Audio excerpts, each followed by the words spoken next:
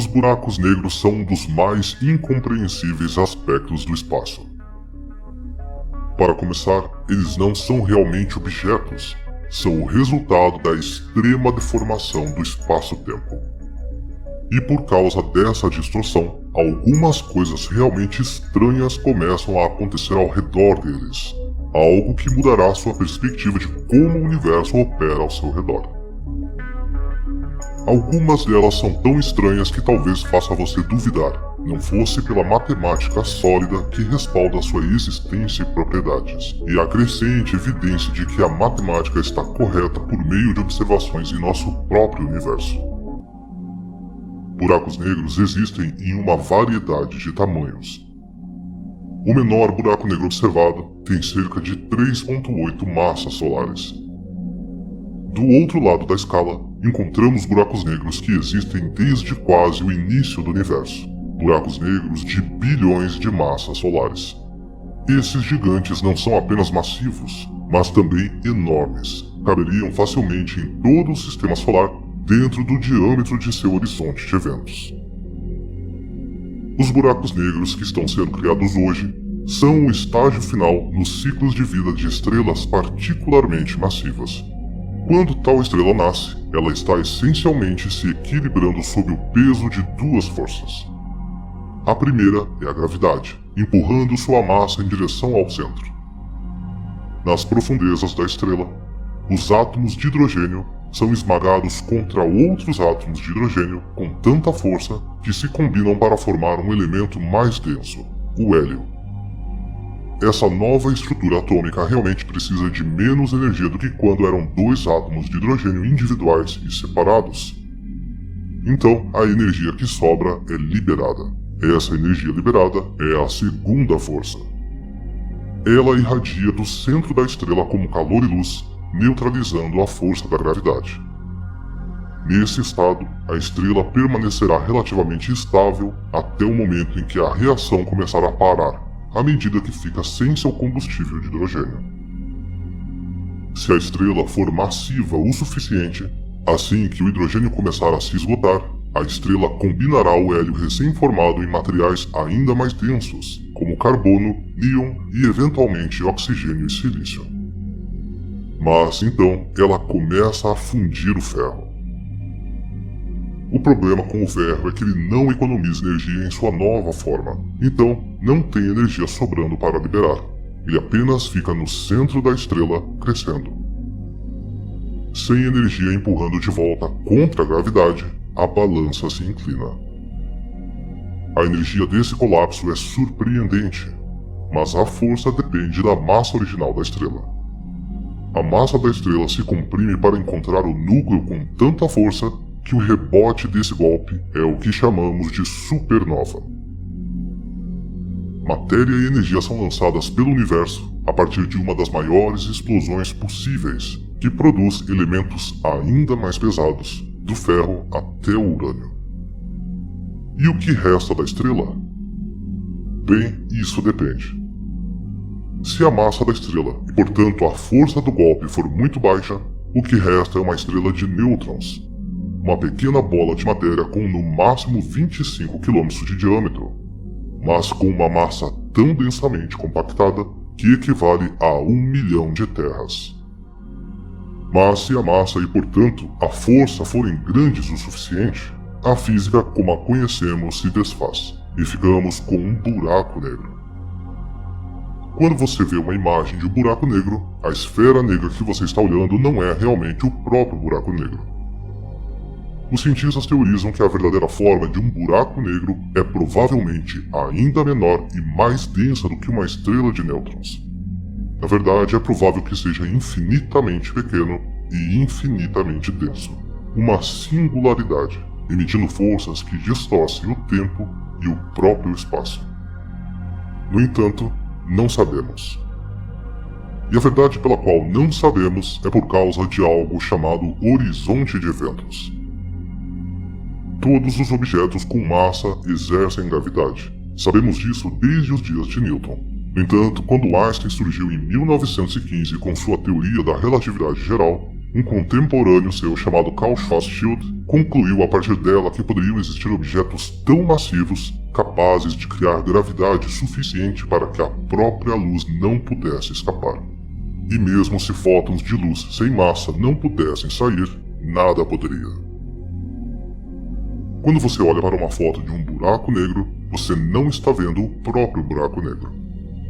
Você está vendo o horizonte de eventos ao seu redor, a linha de demarcação onde a gravidade se tornou tão poderosa que a luz não pode mais sair. Não há nada além de escuridão. Agora, seu efeito no espaço é uma coisa, mas os buracos negros também afetam outro aspecto do universo, o próprio tempo. De acordo com Einstein, espaço e tempo estão inseparavelmente conectados e a massa distorce o espaço-tempo. Com o infinito ponto de massa da singularidade, o espaço-tempo é esticado de tal modo que o horizonte de eventos também marca o ponto onde o tempo para. Dentro do horizonte de eventos, espaço e tempo basicamente deixam de existir, um lugar onde não há onde ou quando. Isso produz um fenômeno interessante para um observador externo, observando a matéria cair em um buraco negro. Do ponto de vista desse observador, à medida que a matéria se aproxima do buraco negro, ela desacelera até pouco antes do horizonte de eventos, para então parar completamente. Você nunca verá a matéria cruzando o horizonte de eventos. Em vez disso, a matéria gradualmente escurecerá até que você não possa mais vê-la. Quando teorizado pela primeira vez, astrônomos e físicos não tinham certeza se os buracos negros existiam de fato. Foi apenas 40 anos depois que a primeira evidência de um buraco negro foi registrada. Em 1964, usando os satélites de raio-x recém-desenvolvidos, os cientistas notaram um objeto na constelação do Cisne que parecia estar emitindo uma grande quantidade de raio-x. Curiosamente, porém, os cientistas não conseguiram ver o objeto em si. Surpreendeu-os porque, se fosse uma estrela, deveria emitir luz visível, bem como radiação de raio-x. Os cientistas chamaram esse objeto de Cygnus X1. Em 1970, à medida que os telescópios avançavam, eles notaram que o que quer que fosse Cygnus X1, ele havia formado uma órbita binária com uma estrela em seu sistema, e isso ajudou os cientistas a calcular a sua massa. Eles descobriram que esse objeto invisível era 15 vezes mais massivo que o Sol. Como a estrela de nêutrons mais densa tinha um limite superior de 3 vezes a massa do Sol, os cientistas perceberam que este era provavelmente o primeiro buraco negro descoberto. Desde então, descobrimos muitos buracos negros. Os supermassivos parecem existir no centro das galáxias, e até conseguimos tirar fotos de algumas manchas escuras contra um anel rodopiante de matéria que as cerca e cai dentro delas, o disco de acreção de um buraco negro. É assim que os buracos negros ainda podem ser detectados através de raio-x. Embora os buracos negros não possam emitir radiação eletromagnética visível, os raios-x que vêm deles na verdade se originam de seus discos de acreção, onde a matéria em queda é aquecida a milhões de graus Celsius por meio de um imenso atrito. Buracos negros sem matéria em queda são basicamente invisíveis, sem disco de acreção brilhante para detectar. Explorar buracos negros ainda é um campo em desenvolvimento na física, e ainda há muito a aprender. Pelo que aprendemos até agora, você pode se perguntar se um buraco negro poderia deixar de ser um buraco negro, ou que cresceria para sempre até que não houvesse mais matéria ou radiação no universo. E parece que sim. No entanto, em 1974, em seu artigo intitulado Explosões de Buracos Negros, o físico Stephen Hawking postulou que realmente havia uma maneira pela qual a energia, e portanto a massa, poderia deixar um buraco negro. Mas para entender o porquê, temos que entrar em uma teoria extremamente estranha. Precisamos examinar alguns princípios da mecânica quântica. Mas primeiro, deixe-me fazer uma pergunta difícil. O que é o nada? Imagine por um segundo um pedaço de espaço sem nada dentro dele. Sem átomos, nem poeira espacial, nem mesmo radiação passando por ele. Tanto quanto podemos imaginar, um espaço em que nada existe dentro dele. Mas, mesmo onde parece haver o nada, algo fundamental existe aqui, e podemos dizer que esse é o caso quando um feixe de luz passa por ele. Se você estiver familiarizado com as propriedades da luz, saberá que a luz é na verdade ondas de carga elétrica e magnética que se propagam constantemente em linha reta. No entanto, vamos dar uma olhada na palavra onda. Uma onda no mar é a propagação de energia que se move através da água. Se você olhar para uma partícula individual de água, ela não está realmente indo a lugar algum, exceto em um círculo, e ainda assim, porque ela passa energia para os átomos próximos a ela, a energia viaja em direção à costa em um movimento constante que vai até a praia. Da mesma forma, uma onda sonora se move passando energia entre partículas do ar, com cada partícula se movendo apenas um pouquinho, tornando-se energizada e passando essa energia para a próxima partícula na linha. Mas em nosso hipotético vácuo do espaço, onde não há nada nele, onde nosso fóton de luz está viajando em ondas, você já parou para se perguntar o que exatamente permite o movimento dessas ondas? E isso sugere algo fundamental que existe mesmo no nada. Um tecido que compõe toda a própria realidade. Os físicos quânticos chamam esse algo de campo quântico. Os campos quânticos são difíceis de entender, mas são muito importantes quando se trata de entender o destino final de um buraco negro.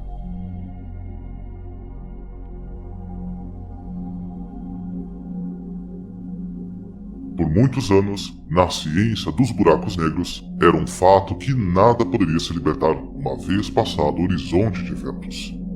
Sempre foi algo dado como fato. Essas massas celestes têm tanta gravidade que a própria luz não pode escapar delas além de um certo ponto. E como Einstein estabeleceu que nada poderia se mover mais rápido que a velocidade da luz, então nada poderia superar a aceleração esmagadora devido à gravidade que um buraco negro produz. Qualquer objeto que caísse nele estava condenado a permanecer lá, perdido para o resto do universo para todo sempre. No entanto, em 1974, Stephen Hawking apresentou uma teoria que sugeria um resultado diferente. O título do seu artigo, Explosões de Buracos Negros, foi certamente chamativo. Nele, Hawking levantou a hipótese de que os buracos negros liberariam energia lentamente ao longo do tempo, em quantidades inicialmente pequenas. Como energia e massa eram duas expressões da famosa equação de Einstein, isso inevitavelmente resultaria em uma redução na massa do buraco negro. No entanto, à medida que o buraco negro encolhesse, a taxa de liberação de energia aceleraria, ficando cada vez mais rápida, até que nos últimos momentos da vida do buraco negro, ele liberaria uma explosão de energia verdadeiramente gigantesca, antes de desaparecer completamente. Mas como essas duas coisas podem ser verdade? Se um horizonte de eventos fosse inevitável, como a radiação poderia deixá-lo e eventualmente causar uma explosão de buraco negro? A resposta é bastante estranha e baseia-se em ideias pouco intuitivas da teoria quântica, que vão completamente contra a nossa experiência do dia a dia. Mas se for verdade, espero que você esteja preparado para o fato de o universo ser muito mais estranho do que você já o imaginou. Mas para começar a entender a teoria de Hawking, precisamos entender a ideia de campos quânticos. Em nosso último vídeo, fizemos a pergunta: o que é o nada? Explicamos que a luz se move como uma onda mesmo através de um pedaço de espaço completamente vazio, o que revela que deve haver algo existindo mesmo no nada, ou então a luz não seria capaz de se mover. Caso você não tenha visto a primeira parte dessa série, clique aqui na direita da tela ou no primeiro link na descrição desse vídeo. Mas basicamente, os cientistas chamam esse tecido fundamental da realidade de campo quântico.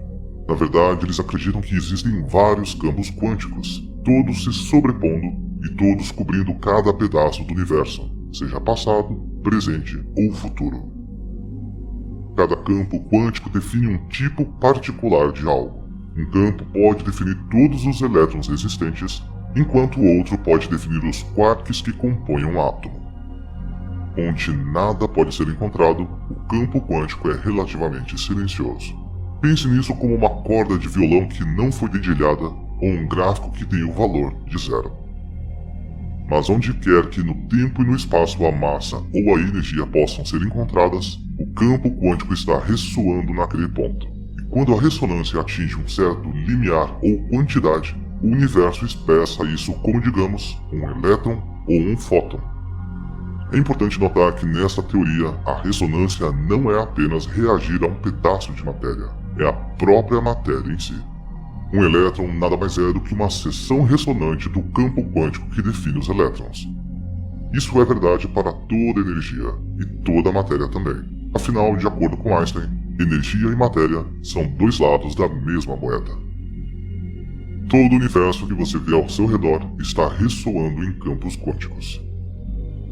Desta forma, a teoria retrata todo o universo como uma música sendo tocada nesses campos, o que eu acho que é uma forma muito bonita de conceituar o universo. Mas por que isso importa? Por que é importante definir o universo dessa maneira? Bem, devido a uma ideia da física quântica chamada princípio da incerteza de Heisenberg, às vezes as cordas do universo começam a se dedilhar. Sem entrar profundamente nesse aspecto da física quântica, essencialmente, quando estamos olhando para objetos realmente minúsculos na escala atômica, torna-se impossível saber muito sobre eles. Por exemplo, você não pode saber a localização e a direção da viagem de um elétron ao mesmo tempo. Por ser tão pequeno, assim que você tenta descobrir a localização de um elétron, ele rebate o que você está tentando usar para medi-lo. Então, você não pode ter mais certeza de sua direção de viagem. Se você conhece sua direção, de acordo com esse princípio, não pode saber sua localização. Isso não ocorre apenas porque nossos métodos de medição não são bons o suficiente, mas por causa de algumas leis fundamentais sobre a natureza do próprio universo. De acordo com o princípio da incerteza de Heisenberg, você não pode saber tudo sobre as partículas em um nível subatômico. Mas quando você aplica esse princípio a campos quânticos, fica mais estranho. Os campos quânticos flutuam em todos os lugares, e pelo princípio da incerteza de Heisenberg, pares de partículas e antipartículas podem simplesmente aparecer e desaparecer do universo. O como e o porquê se complicam, mas basicamente o universo permite isso desde que eles existam apenas por um período muito curto de tempo, governado por relações de incerteza. Você pode pensar que isso não pode ser uma coisa real. A matéria não surge simplesmente. Certamente já teríamos notado. No entanto, em um experimento feito por Hendrik Casimir, foram encontradas evidências que sugerem que isso pode realmente acontecer. Casimir pegou duas placas de metal condutor e as colocou próximas o suficiente para que apenas certos tamanhos de partículas virtuais menores pudessem surgir entre elas. Isso limitou o número de tais partículas que poderiam surgir. Mas como todos os tipos de partículas podiam surgir do lado de fora das placas, isso significava que havia uma diferença na pressão exercida nos dois lados de cada placa. Teoricamente, a maior pressão pelo maior número de partículas virtuais do lado de fora das placas deveria empurrar as duas placas juntas. E no teste, foi exatamente o que aconteceu. Você pode pensar que partículas que aparecem do nada parecem desafiar as leis de conservação da matéria. E você está certo. Assim, para equilibrar a balança, sempre que uma partícula virtual aparece, uma segunda partícula também surge para se juntar à primeira. Mas enquanto uma das partículas é matéria, a outra é antimatéria.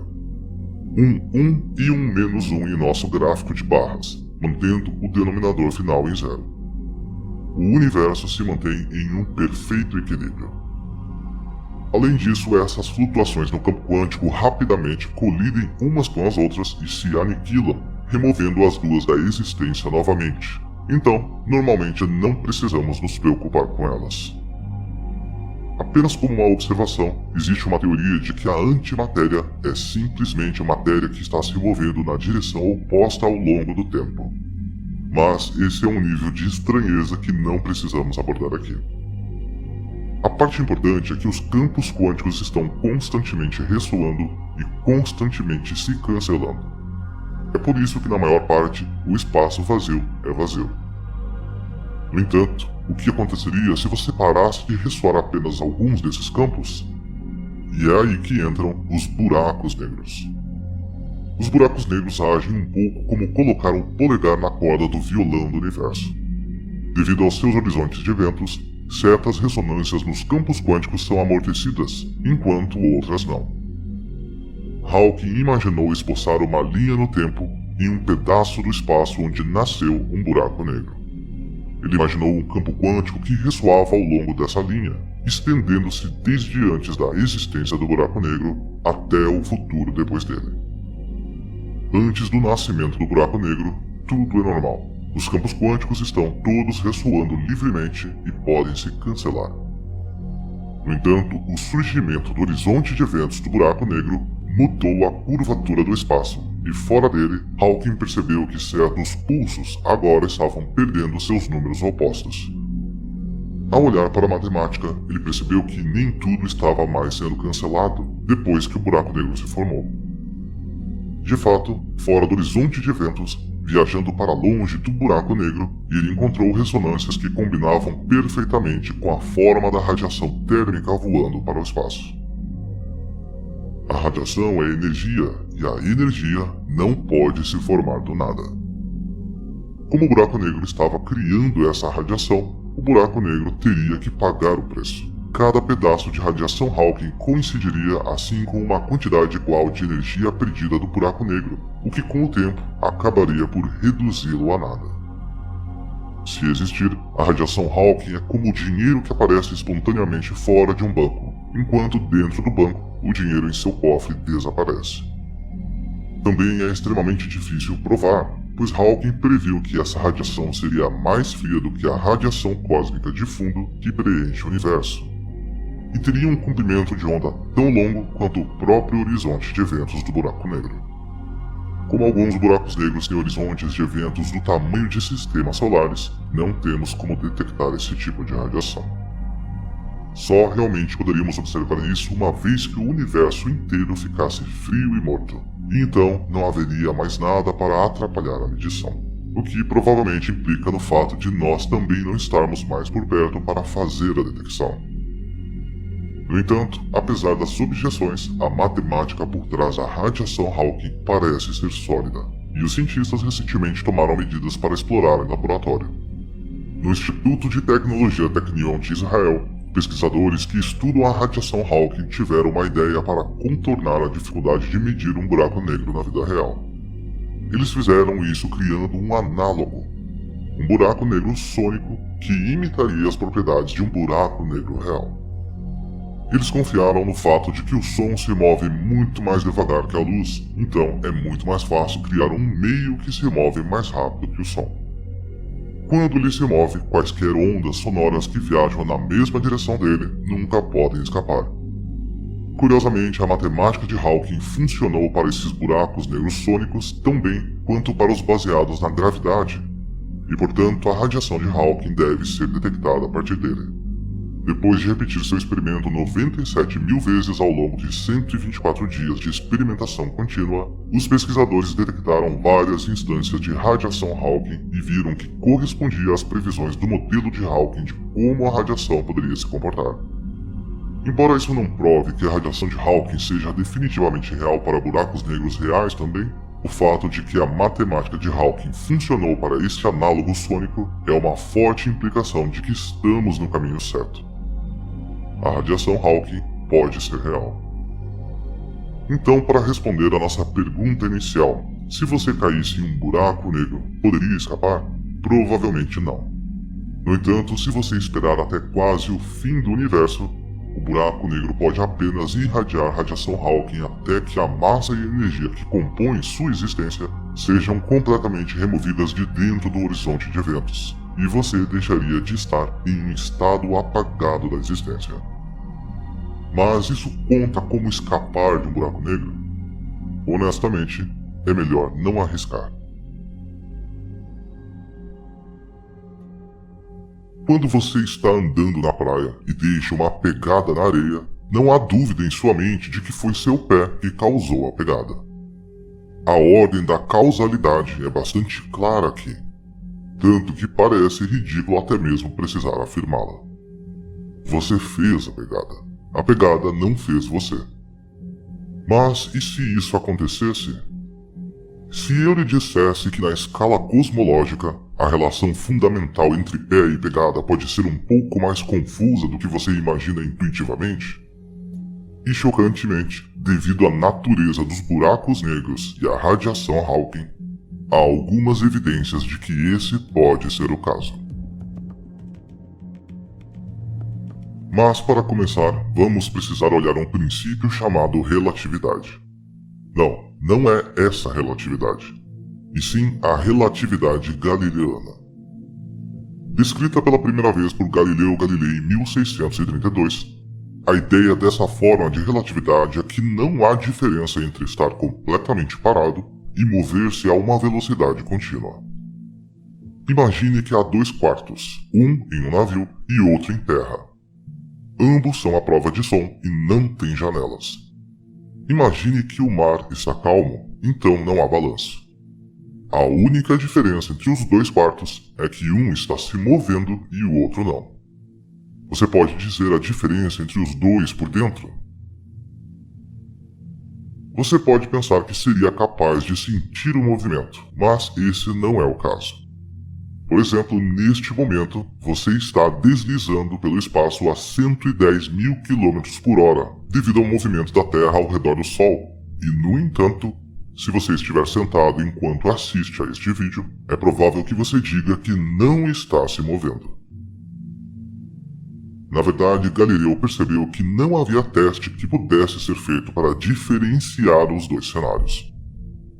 Ele até descobriu que se você deixasse cair uma bola no navio, da sua perspectiva, pareceria que ela caiu diretamente, mesmo que da perspectiva de uma pessoa em terra parecesse que estava caindo na diagonal. Galileu percebeu que se você remover todos os quadros de referência, digamos, estando no espaço, não há como saber se um planeta está se movendo em sua direção ou se você está se movendo em direção a um planeta. De acordo com a relatividade, ambas são interpretações igualmente válidas. Você mesmo deve ter notado isso se alguma vez olhou pela janela de um trem no momento em que o outro trem passou de repente, ultrapassando-o rapidamente. Embora ambos os trens estejam indo para frente, o outro está indo mais rápido que o seu, e como você não tem mais um quadro de referência para comparar o seu movimento, pode parecer que você está andando para trás. Einstein levou essa ideia adiante com o seu princípio de equivalência. Aqui ele retomou a ideia de 2 salas, mas desta vez estava fazendo uma observação sobre a gravidade. Se você estivesse dentro de um quarto sem janelas, flutuando no vácuo do espaço, e alguém começasse a acelerar seu quarto na direção para cima, digamos amarrando um foguete no fundo dele, se o foguete acelerasse na velocidade certa, você teria a mesma sensação de estar em uma sala na superfície da Terra. Em outras palavras, não há como dizer a diferença entre a aceleração causada pela gravidade e a aceleração causada por um foguete, excluindo toda a vibração e ruído causados por um foguete, é claro. Ambos os princípios se baseiam na ideia de inércia, que os objetos não tendem a se mover se simplesmente forem deixados por conta própria, e não costumam parar de se mover depois de começarem. Sempre que você quiser que uma massa faça algo diferente do que está fazendo, uma nova força deve ser aplicada a ela. Caso contrário, permanecerá inerte. Mas por que o homem na sala com o foguete se sentiria como se estivesse sob os efeitos da gravidade? Ou talvez uma pergunta melhor. Por que pareceria para nós na Terra como se estivéssemos sendo acelerados para cima pelos efeitos de um foguete? A Terra não está se expandindo em todas as direções ao mesmo tempo, nos empurrando com ela, certo? Embora isso seja verdade, Einstein percebeu que os 2 pareciam semelhantes porque ambos eram a mesma coisa. Uma forma de aceleração. No entanto, existe outra forma de aceleração que explica melhor como a gravidade funciona do que simplesmente aplicar uma força a um objeto para empurrá-lo como um foguete. Considere este passeio de parque de diversões giratório. Se você já fez um passeio assim, conhecerá o poder de mudar de direção como uma forma de aceleração. Quando você está contra a parede do brinquedo, uma vez que ele atinge a velocidade, você sente uma força constante pressionando você contra a parede, mesmo quando o brinquedo gira a uma velocidade constante. Isso ocorre porque sua massa está tentando se mover em linha reta em cada ponto do brinquedo. Mas a curvatura do brinquedo está forçando você a alterar sua direção. A batalha entre a sua inércia tentando não mudar o que você está fazendo e a parede tentando alterar sua direção de viagem se manifesta como a força que você sente. E no que diz respeito à aceleração, não há muita diferença entre a Terra abaixo de você acelerando você para cima e você tentando acelerar para baixo. Einstein percebeu que essa forma de aceleração causada por um caminho curvo, era a melhor explicação para a gravidade. Ele surgiu com uma teoria de que a matéria e a energia causam uma deformação no espaço ao seu redor, como uma bola pode dobrar a superfície do tecido elástico em que foi colocada. Quanto maior a massa, maior a curvatura. E uma vez que o espaço fosse curvo, qualquer objeto que tentasse atravessá-lo seria desviado por essa curva. Nas palavras do físico John Wheeler, o espaço diz à matéria como se mover. A matéria diz ao espaço como se curvar. Para massas pequenas, essa curva no espaço seria muito pequena. Mas em massas densas, essa curvatura poderia ficar tão grande que seria impossível para um objeto que chegasse muito perto dela escapar. Essas são as condições que encontramos perto de um buraco negro com seu horizonte de eventos. Então, voltando à nossa primeira analogia da pegada e do pé, se um buraco negro é o pé, a curvatura do espaço ao redor dele é a pegada. É interessante ver isso tudo em ação e entender como Einstein chegou a conclusões que foram quase universalmente validadas por cientistas mesmo 100 anos depois. Mas não há nada particularmente estranho sobre tudo isso até agora. Compreender os mecanismos exatos por trás de tudo isso não o torna mais estranho. O buraco negro diz ao espaço como se curvar, e uma vez que curvado, qualquer objeto que se mova perto dele é informado a como se mover. Nada aqui está fora de nossas expectativas com base em observações do dia a dia. Mas quando começamos a olhar para a radiação Hawking, algo muito estranho acontece. Cobrimos a radiação Hawking no meu último vídeo sobre buracos negros. E se você quiser uma visão mais aprofundada da teoria, você pode clicar aqui na direita da tela para conferir esse vídeo. Mas como uma rápida atualização, a radiação Hawking é uma radiação atualmente indetectável que o físico Stephen Hawking teorizou ser emitida por buracos negros devido aos princípios da incerteza quântica. Essa radiação é térmica e quase sempre tem comprimentos de onda extremamente longos. Mas a coisa mais importante a ter em mente para os propósitos do nosso vídeo atual é que é algo não local. Isso significa que ele não aparece no próprio buraco negro, mas aparece na área do espaço ao seu redor. Para ser claro, não me refiro além da singularidade do buraco negro, mas ainda dentro da esfera negra. De qualquer maneira, isso é difícil de definir. O espaço como conhecemos não existe lá. Lembre-se, a bola preta que você vê aqui é simplesmente o ponto de demarcação entre a curvatura inevitável e a curvatura evitável, o horizonte de eventos. Não me refiro nem mesmo contra o horizonte de eventos, embora às vezes seja assim que essa teoria seja retratada. As pessoas às vezes falam de duas partículas surgindo contra o horizonte de eventos, com a partícula de antimatéria dentro dela para que ela caia, enquanto a partícula normal está do lado de fora e escapa. Não é isso que está acontecendo. Em vez disso, a região do espaço em que essa radiação pode surgir é várias vezes o tamanho do horizonte de eventos, uma distância de até bilhões de quilômetros. E quando os maiores buracos negros que temos podem caber confortavelmente vários sistemas solares lado a lado dentro do seu horizonte de eventos, a ideia de que um fóton de radiação pode surgir a essa distância novamente fora do horizonte de eventos é uma loucura. E isso acontece mesmo em um lugar onde não há literalmente nada lá. Em suma, não é tanto que a radiação de Hawking esteja vindo diretamente do buraco negro. Em vez disso, está surgindo a partir da curvatura do espaço que o buraco negro está criando. E pode acontecer bem longe do próprio buraco negro. Mas se isso for verdade, então as coisas funcionam completamente opostas ao que poderíamos esperar, como você verá em um momento. Considere o que acontece nesta ordem. À medida que a energia deixa a curvatura do espaço, a curvatura diminui devido a algo conhecido como conservação de energia. E à medida que essa redução da curvatura acontece, o buraco negro encolhe.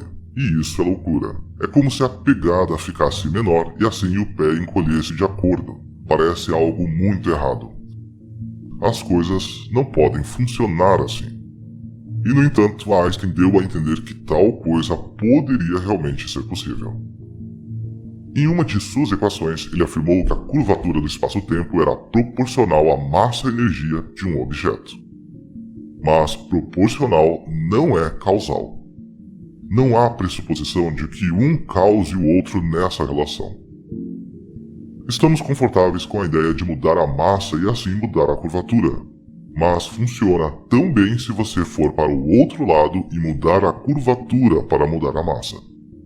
Se isso for verdade, então sugere um universo onde a massa é simplesmente uma projeção causada pela curvatura do espaço.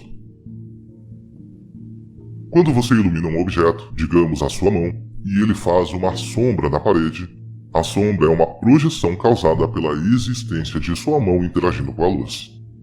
Normalmente, nesta analogia, você pode ser perdoado por acreditar que somos a mão. É a nossa massa que cria a curvatura do espaço ao nosso redor. E no entanto, sabemos realmente que não funciona ao contrário? Somos apenas projeções? Sombras na parede do universo sendo trazidas à vida por algo muito mais fundamental acontecendo na curvatura do espaço-tempo? E no entanto estamos andando por aí pensando que somos a coisa real? Não sabemos de verdade. Dado que tudo o que conhecemos é a nossa realidade, seria difícil ser capaz de dizer a diferença entre os dois cenários. Mas se a relatividade nos ensinou alguma coisa, é que se não há como diferenciar duas situações, não podemos descartar completamente que estamos em uma situação e não na outra. Ou isso, ou os dois podem estar mais ligados do que pensávamos. Isso tudo é apenas uma teoria. Não há provas concretas de que a radiação Hawking seja uma coisa real, embora tenha havido alguns experimentos que sugerem que pode ser uma realidade. Isso é apenas algo interessante para se pensar. E mesmo que se prove que a realidade é uma projeção, isso não afetará muito nosso dia a dia. Ainda vamos pensar e sentir, e isso é motivo mais do que suficiente para continuarmos fazendo o que fazemos. Mas é um exemplo de como, quando começamos a examinar os blocos de construção fundamentais da realidade, explorando os estranhos efeitos de deformação dos buracos negros, isso pode nos levar a desafiar suposições sobre a nossa própria natureza. Afinal, quando fazemos a pergunta, sou real? E a resposta é, talvez, pode ser o início de uma crise existencial.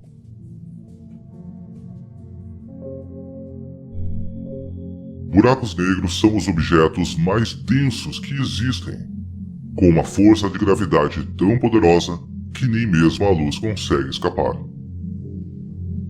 Como tal, não é nenhuma surpresa encontrar os maiores buracos negros no centro das galáxias, que foram alimentados por matéria através de bilhões de anos, aumentando continuamente a sua massa. O maior desses buracos negros supermassivos pode ter bilhões de vezes a massa do nosso Sol. No entanto, aqui há algo que talvez possa te surpreender. Você sabia que alguns dos buracos negros mais massivos que conhecemos são, na verdade, também os mais jovens?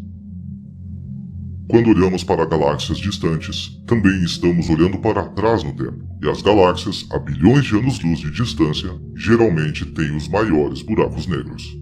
Se o universo tem apenas 13,8 bilhões de anos de idade, e a luz leva bilhões de anos para chegar até nós, isso significa que a galáxia que estamos observando pode ter apenas alguns bilhões de anos de idade em nossa perspectiva, o que é muito jovem para uma galáxia. Então, por uma lógica, deveriam os buracos negros mais antigos serem mais massivos, visto que tiveram muito tempo extra para consumir matéria caindo neles? Então, o que está acontecendo?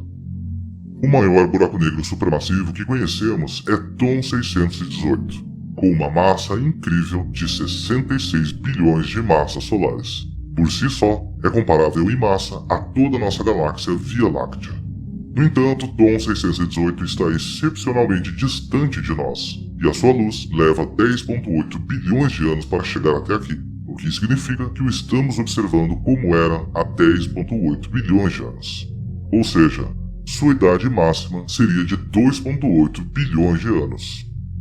Em comparação, nossa galáxia Via Láctea tem aproximadamente 13,6 bilhões de anos, mas o buraco negro supermassivo encontrado no centro, chamado de Sagitário A estrela, tem apenas 4 milhões de massas solares. O buraco negro supermassivo da galáxia de Andrômeda, embora maior, ainda tem apenas 200 milhões de massas solares. Um dos grandes fatores a considerar aqui é a dificuldade em detectar e medir buracos negros. Este ainda é um campo de pesquisa realmente novo, já que a tecnologia apenas nos permitiu começar a observar buracos negros nas últimas décadas. Mesmo assim, muitas vezes só podemos observar a área ao redor deles, pelo menos até o surgimento do Event Horizon Telescope. Mas mesmo sendo uma iniciativa combinada de vários telescópios, leva muito tempo para obter imagens de apenas um buraco negro. Então, o nosso conhecimento geral sobre buracos negros ainda é bastante limitado. Na realidade, a maioria dos buracos negros distantes que conhecemos só podem ser vistos porque são quasares. TOM 618 é um quasar. A matéria está fluindo para o disco de acreção no buraco negro a uma taxa incrível e, por causa disso, explodiu em um quasar. Os quasares só podem ser sustentados enquanto a matéria cair neles. Caso contrário, eles voltam a ser buracos negros. É difícil compreender totalmente a física do disco de acreção, mas acredita-se que o atrito aqui é tão grande que o disco de acreção de um quasar sozinho pode produzir milhares de vezes mais luz do que galáxias inteiras combinadas. TOM 618 produz tanta luz quanto 140 trilhões de sóis, ofuscando completamente a galáxia em que reside, a tal ponto que não podemos nem mesmo vê-la de nossa perspectiva. No entanto, como os quasares são os objetos mais brilhantes que existem, eles podem ser vistos de muito longe. Portanto, uma razão para os maiores buracos negros estarem distantes é algo conhecido como viés de Malmquist.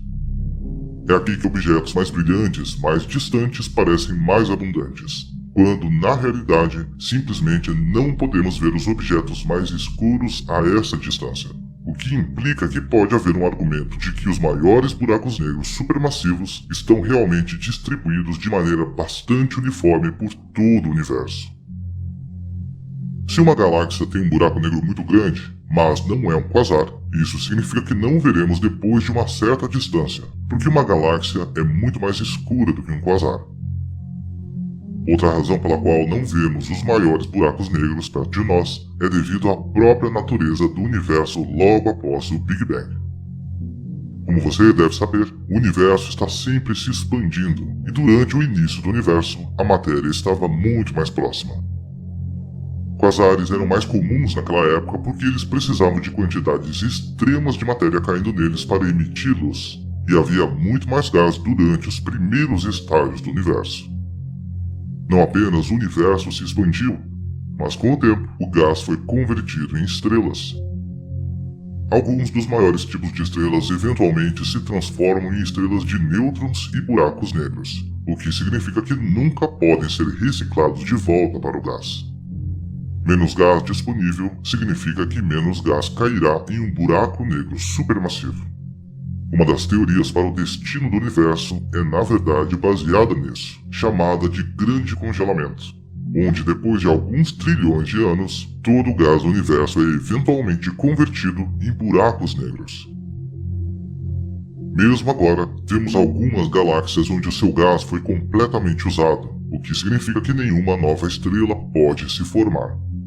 Elas são chamadas de galáxias elípticas. Galáxias espirais ainda têm estruturas de gás e poeira e, portanto, ainda podem produzir novas estrelas. É interessante que a maioria dos maiores buracos negros supermassivos parecem estar em galáxias elípticas, onde não há gás restante. O gás precisa perder momento angular para cair no buraco negro supermassivo central da galáxia. E se isso aconteceu, então o buraco negro supermassivo provavelmente será muito maior por causa de toda a matéria em queda. Com galáxias elípticas, isso já aconteceu, enquanto com galáxias espirais, isso não aconteceu na mesma medida. Um desses gatilhos para a perda de momento angular de gás poderia ser a influência gravitacional de galáxias próximas, ou mesmo colisões com outras galáxias. Além disso, há menos gás disponível no universo agora do que havia durante o início do universo. Então, o crescimento do buraco negro provavelmente ocorreu rapidamente naquela época, mas desacelerou agora. Pode ser por essa razão que não vemos quasares a 500 milhões de anos-luz de nós. À medida que o universo envelhece e as coisas se tornam menos caóticas e mais espalhadas, o número de quasares ativos diminui. Ou seja, os únicos quasares que vemos, alguns dos quais são os maiores buracos negros que conhecemos, são os que aconteceram há muito tempo. Então, por que os maiores buracos negros supermassivos costumam ser os mais jovens? Bem, embora possa parecer assim, pode não ser realmente o caso. Podemos medir quasares brilhantes distantes simplesmente porque podemos vê-los. Buracos negros mais antigos e próximos também podem ser grandes, mas por causa do viés de Malmquist, não os encontramos ainda. Conforme os estudos continuam e a tecnologia melhora, teremos uma imagem muito mais completa do universo ao nosso redor. Nos episódios anteriores eu comentei sobre a formação de buracos negros, incluindo aspectos sobre seus horizontes de eventos, como eles são criados e como eles podem terminar. Mas para entender como um buraco negro ignora as limitações usuais de viagens mais rápidas que a luz, e o faz de uma maneira que você pode se beneficiar sem ter que entrar no horizonte de eventos de um buraco negro, e como ele produz energia quase ilimitada ao mesmo tempo, teremos de entender mais sobre as características dos buracos negros do que já cobrimos até agora. Então, uma rápida recapitulação. O que é um buraco negro? Em sua forma mais simples, no espaço, um buraco negro é um objeto tão massivo e tão denso que a gravidade que cria é muito poderosa para que qualquer coisa escape dele. Estamos familiarizados com a zona esférica negra e cônica que circunda um buraco negro. Este é o horizonte de eventos do buraco negro. Essa esfera é o ponto de demarcação entre a gravidade evitável e a gravidade inevitável. Como a atração gravitacional aumenta à medida que você se aproxima de um buraco negro, uma vez que você ultrapassa o horizonte de eventos, nada, nem mesmo a luz, pode viajar rápido o suficiente para fugir dele. Além disso, porém, é realmente muito difícil dizer algo sobre as características de um buraco negro. Precisamente por causa do horizonte de eventos, não podemos ver como é seu interior. Na verdade, há apenas 3 coisas que podemos dizer sobre buracos negros com algum grau de certeza. Eles têm massa, eles têm carga e eles têm momento angular. Você pode se perguntar como sabemos essas coisas sobre buracos negros, já que nenhuma luz pode deixá-los para contar a história. A chave para essas 3 características é que todas as 3 representam aspectos do buraco negro que podem ser sentidos fora de seu horizonte de eventos. A carga, por exemplo, funciona da mesma maneira em torno de um buraco negro como em qualquer outro objeto carregado. Ou seja, se um buraco negro estiver carregado, ele atrairá objetos que têm uma carga diferente e repelirá objetos que compartilham a mesma carga. Pense nisso como um imã gigante, empurrando e puxando o universo ao seu redor. Os cientistas podem rastrear objetos que se aproximam de um buraco negro e, ao ver a rapidez com que certos objetos conhecidos por terem uma carga se movem em direção a ele, os cientistas podem prever a carga do próprio buraco negro. Outro aspecto é a massa. A massa de um buraco negro também pode ser sentida fora da esfera de seu horizonte de eventos. Na verdade, em primeiro lugar, é o principal criador do horizonte de eventos. Isso ocorre porque a massa cria gravidade e o faz de maneira bastante linear de acordo com os mesmos princípios que você pode encontrar na lei de Gauss, um teorema sobre eletromagnetismo, embora com um análogo gravitacional. Portanto, também é possível calcular a massa de um objeto vendo a que distância os objetos estão antes de começarem a acelerar em direção a ele e com que rapidez eles aceleram.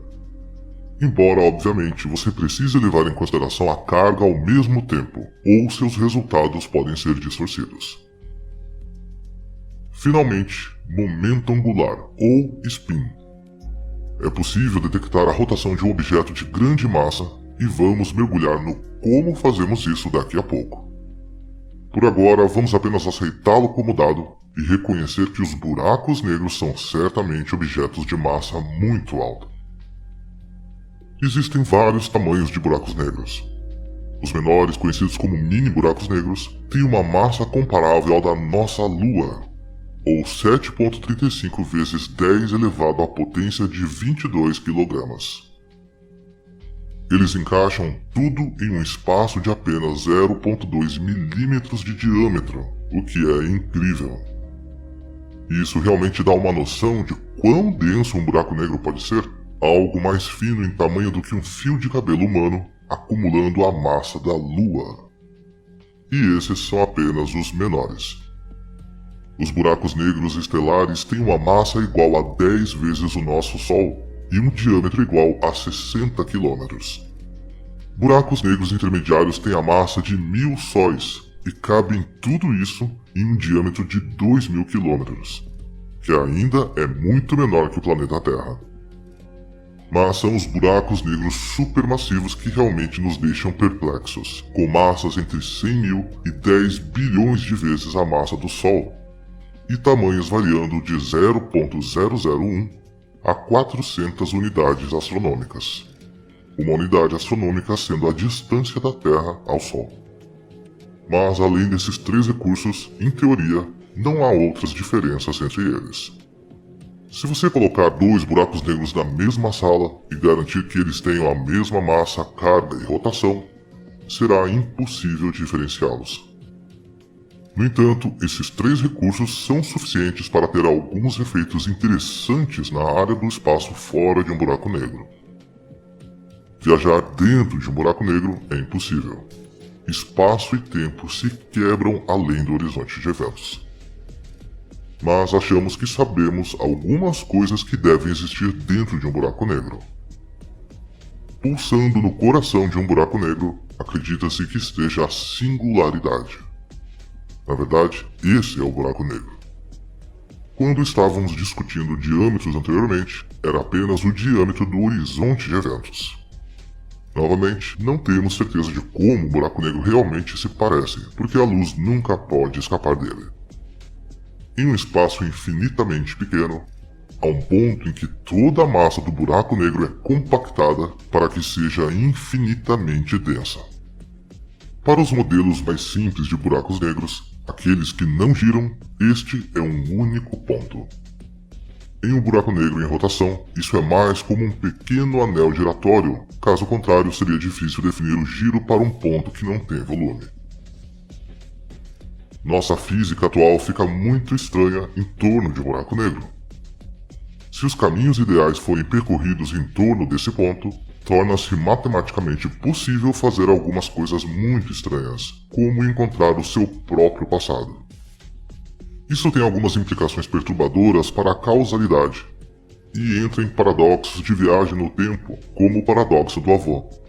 De modo que provavelmente só mostra com certeza que nossas ideias sobre singularidades ainda não estão certas. Como a singularidade é tão pequena, será necessária a fusão bem-sucedida da teoria quântica e da teoria da relatividade geral para explicar adequadamente o que está acontecendo dentro de um buraco negro, e ainda não conseguimos fazer isso. Podemos um dia descobrir que as singularidades não existem no interior dos buracos negros, mas esta é a extensão do nosso conhecimento até agora. Bem, o que quer que esteja dentro de um buraco negro, ele aciona nosso motor mais rápido que a luz, porque como a maioria dos objetos no universo, ele gira. E gira muito.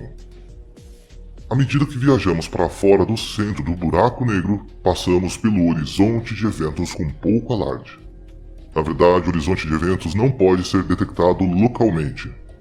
Embora uma pessoa fora do buraco negro possa assistir você desacelerar até uma parada completa enquanto você viaja por ele. De sua perspectiva, pode parecer que o tempo está fluindo normalmente. Normalmente, isto é, até que um universo fora do buraco negro siga seu curso em um instante, porque o tempo fora do buraco negro está viajando tão rápido em comparação com você. Essa é a essência da relatividade, e falamos mais sobre isso em outro dos meus vídeos, que você pode ver clicando aqui na direita da tela. Na verdade, a única evidência que você pode ter de que ultrapassou o horizonte de eventos é por causa de algo que existe fora dele, a esfera de fótons. Em uma zona fora do horizonte de eventos, existe um ponto no espaço onde, se um fóton entrar no ângulo certo, ele entrará em uma órbita perfeita ao redor do buraco negro da mesma forma que a Lua orbita perfeitamente a Terra. Essa zona infinitesimalmente fina é conhecida como esfera de fótons, e dado o número de fótons que passaram por buracos negros em todos os milhões de anos em que existiram, provavelmente está cheia de fótons. É bem provável que você seja instantaneamente frito ao passar por esse ponto. No entanto, é fora daqui que encontramos a zona que nos interessa, a ergosfera. Esta é a zona ao redor de um buraco negro onde podemos detectar sua rotação com mais facilidade. E isso ocorre porque nesta zona é impossível não nos movermos. A massa afeta o espaço. Vemos isso no efeito curvo da gravidade na viagem de objetos por essa região do espaço. No entanto, pode ser mais preciso dizer que a massa arrasta no espaço ao seu redor. À medida que se move pelo espaço, traz um pouco desse espaço para o passeio.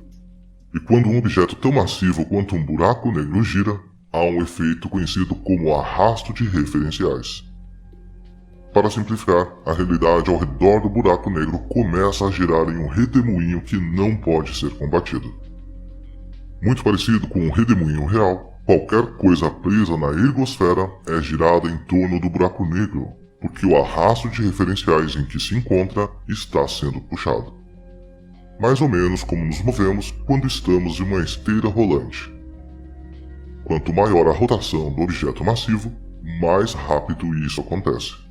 E na ergosfera isso pode ocorrer a uma velocidade tão rápida que no horizonte de eventos o espaço está se movendo mais rápido que a velocidade da luz.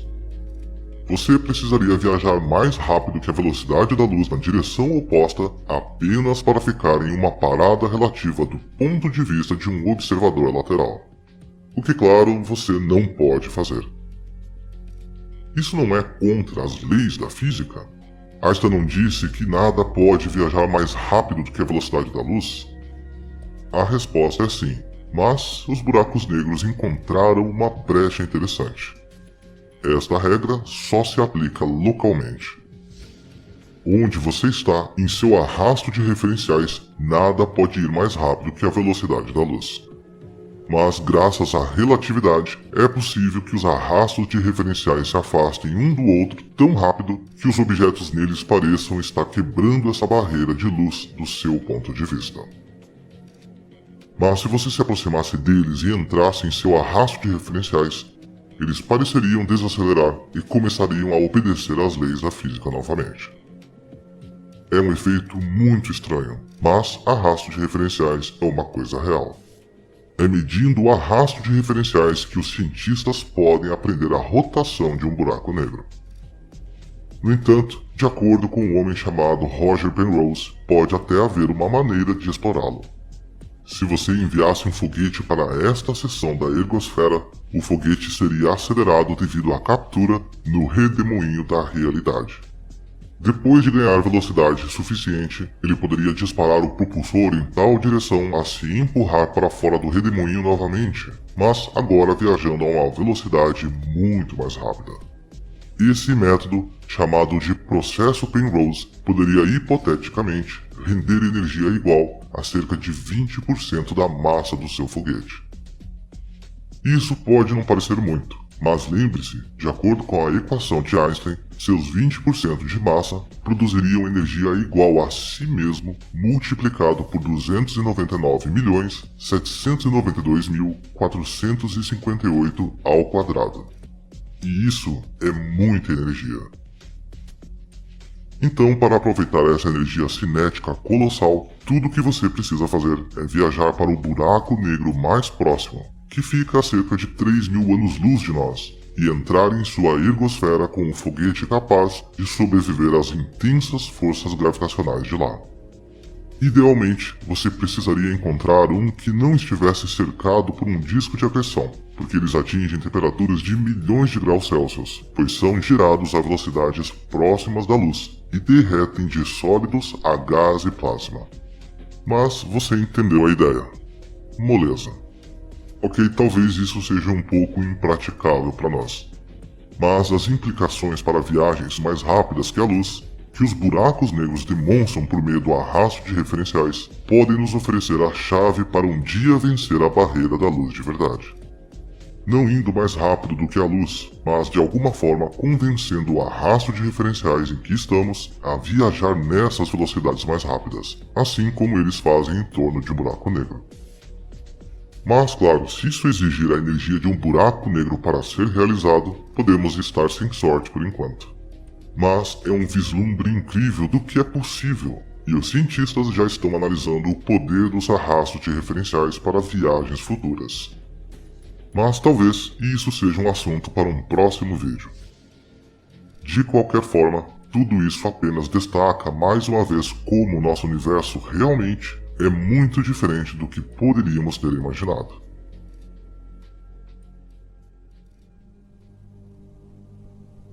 Até agora, se você assistiu aos outros vídeos desta série, está familiarizado com a ideia de buracos negros. Eles são objetos incrivelmente densos que têm tanta massa em uma área tão pequena que a curvatura do espaço se tornou infinita. Isso significa que nenhum objeto pode escapar de um buraco negro uma vez que ele passe da zona de demarcação conhecida como horizonte de eventos. Nem mesmo a luz pode se mover rápido o suficiente para superar a aceleração causada pela incrível gravidade desses objetos. Então não deveria ser incrivelmente fácil cair em um objeto desses. Como um escorregador que fica cada vez mais íngreme à medida que avança, você pode esperar acelerar cada vez mais quanto mais se aproxima do centro de um buraco negro. No entanto, embora isso esteja certo, também está errado. Você acelera tanto que sua velocidade começará a se aproximar da velocidade da luz. No entanto, em quase todas as circunstâncias, você não se aproximará do centro de um buraco negro. E não estou falando sobre alguma estranha característica do tempo ou da relatividade, mas de algo que será observável de qualquer quadro de referência que você esteja assistindo. Confuso? Não se preocupe, vou explicar através de exemplos do mundo real e cotidiano o que é algo chamado disco de acreção. Os buracos negros são, em sua essência, muito simples. Em algo conhecido como Teorema da Calvície, se diz que os buracos negros são desprovidos de quase qualquer característica, assim como uma cabeça sem cabelos. As características de um buraco negro geralmente são bastante simples também. Eles têm carga, massa e rotação, e é isso. Discutimos a maioria deles no meu último vídeo dessa série, que você pode conferir clicando aqui na direita da tela. Como tal, os discos de acreção não são realmente uma parte necessária dos buracos negros. Buracos negros podem existir muito bem sem esses discos, estando lá na escuridão total, praticamente invisíveis no espaço. No entanto, quando a massa, como por exemplo uma estrela azarada, se aproxima demais da atração gravitacional de um buraco negro, ela pode ser dilacerada pelas vastas forças em ação e atraída em direção ao centro do buraco negro. Curiosamente, porém, a matéria não cai imediatamente no horizonte de eventos do buraco negro.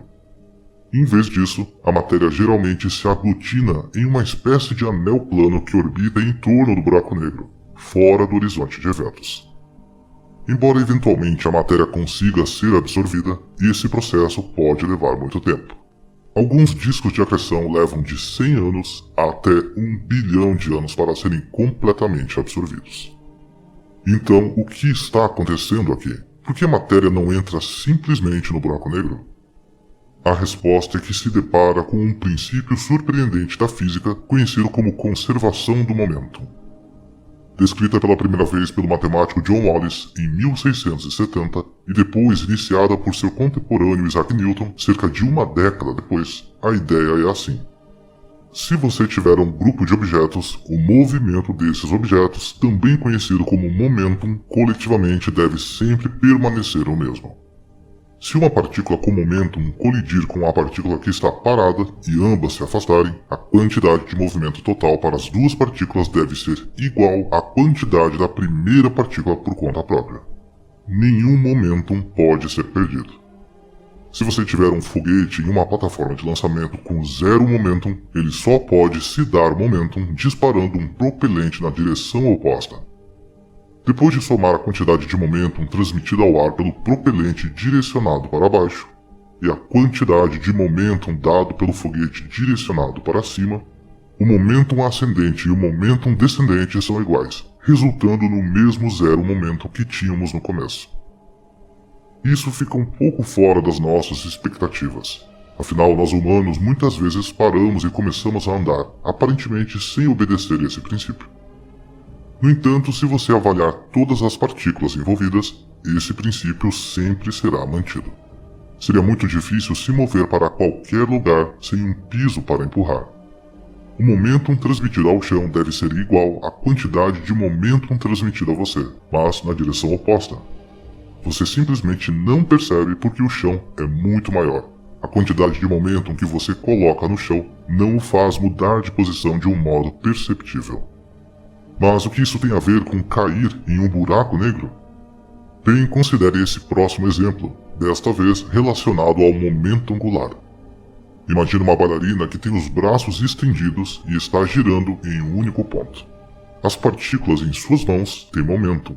Eles estão se movendo a uma certa distância em um determinado período de tempo. No entanto, quando a bailarina coloca os braços perto do corpo, o que acontece? De repente, ela começa a girar muito mais rápido. Este é um exemplo clássico de momentum que tenta ser conservado. Veja bem, o momentum nas mãos ainda está tentando viajar na mesma velocidade que estava viajando anteriormente. No entanto, de repente, porque estão mais perto do corpo, agora percorrem uma distância muito menor, mas na mesma velocidade. Efetivamente, tem muito menos distância para percorrer e completar uma revolução, e como resultado, completa essa revolução muito mais rápido. Isso faz com que a bailarina gire mais rápido quando coloca as mãos para dentro e mais devagar quando estica as mãos. Agora, imagine isso em uma escala cósmica. Na maioria dos cenários, a matéria não cai em uma linha perfeitamente reta em direção a um buraco negro. Quase sempre errará um pouco e começará a espiralar em direção ao centro, pois é capturada pela gravidade do buraco negro. E agora tem momento angular. À medida que se aproxima do centro do buraco negro, começa a acelerar, movendo-se na mesma velocidade e em uma órbita cada vez menor, ganhando mais e mais rotação angular à medida que cai pela gravidade, assim como a bailarina. E para cair um pouco mais, basta girar um pouco mais rápido. No entanto, ao contrário da bailarina, essa matéria em queda tem a velocidade da luz para enfrentar. Nada no universo pode viajar mais rápido que a velocidade da luz. Esta é uma lei descoberta por Einstein. Então o que acontece com nossa matéria giratória à medida que ela cai mais e mais no buraco negro? Devido às grandes forças e curvatura envolvidas, ela eventualmente chega a um ponto em que não pode ir mais rápido. A própria velocidade da luz é um obstáculo. E como não pode girar mais rápido, não pode cair mais no buraco negro. E isso tem vários efeitos. Para começar, como você pode imaginar, cria atrito. Toda essa matéria, girando a velocidades tão alucinantes na borda do horizonte de eventos, começa a se chocar. E quando isso acontece perto da velocidade da luz, as coisas ficam muito quentes. A matéria no disco de acreção de um buraco negro pode atingir temperaturas de até 10 milhões de Kelvin. Isso é suficiente para derreter qualquer coisa em um plasma quente. Todas essas colisões constantes atingem os átomos envolvidos, fazendo com que eles liberem mais e mais dessa energia. Isso reduz a sua massa. Entre 10 e 40% da massa de um átomo é emitida desse modo na forma de energia, que se irradia por todo o universo.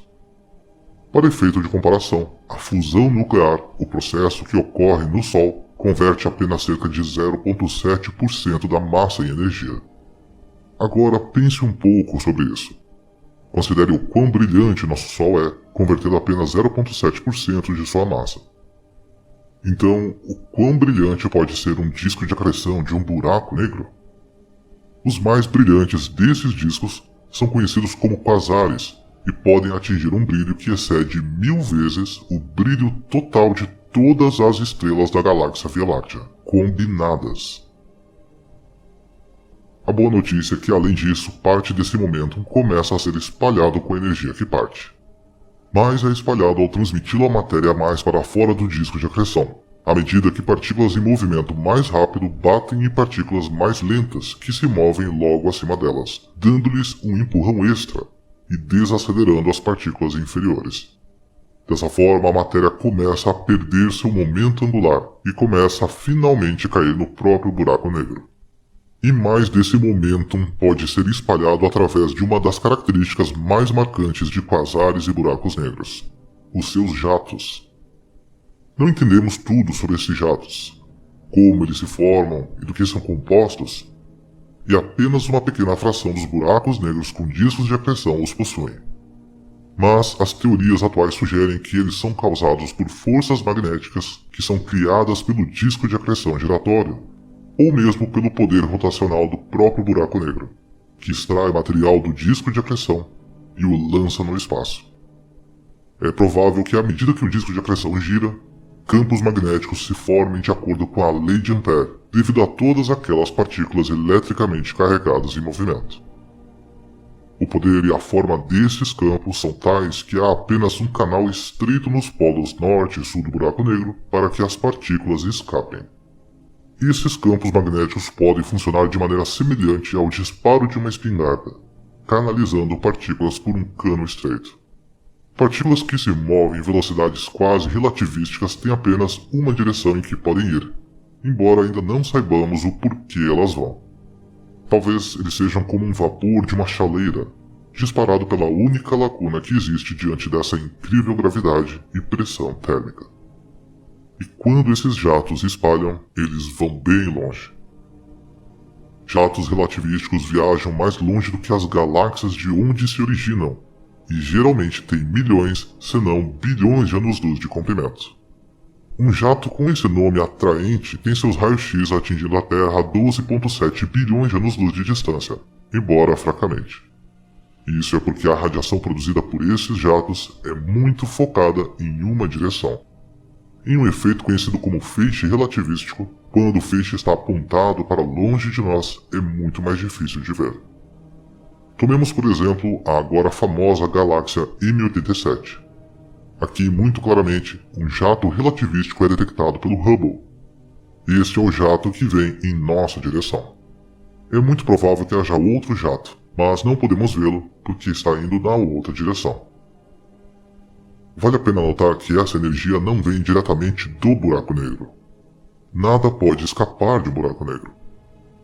Em vez disso, a matéria e a radiação vêm do disco de acreção ao redor do buraco negro. E mais uma vez, muito sobre esses jatos ainda é teórico. Podemos vê-los até observá-los se movendo ao longo do tempo, mas não os entendemos completamente ou o que os causa. Nossa compreensão dos discos de acreção não explica totalmente como a conservação de momentum é mantida. Ainda há algum mistério sobre para onde vai todo o momentum. Mas o poder absoluto em jogo é inegável. Einstein poderia estar errado. Talvez seja possível cair em um buraco negro. Mas quando alguns buracos negros estão disparando material para longe deles em velocidades quase relativísticas para distâncias que abrangem galáxias, bem, é evidentemente possível não cair neles também. E uma vez considerada a força da matéria aquecida a milhões de graus, empurrando você enquanto tentam perder seu próprio momentum, talvez você não gostaria de chegar muito perto de um buraco negro de qualquer maneira.